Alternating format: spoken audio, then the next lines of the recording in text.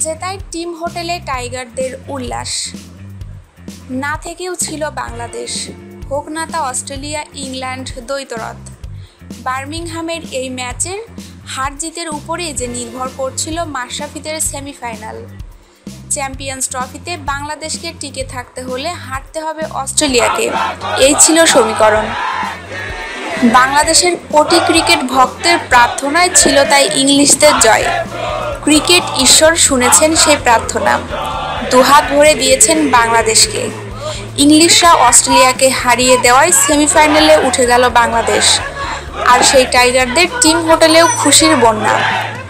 বাংলাদেশ জাতীয় দলের টিম হোটেলে সব ক্রিকেটাররা এক হয়ে আমরা করব জয় গানটি গেয়ে এই বিজয় উদযাপন করেছেন।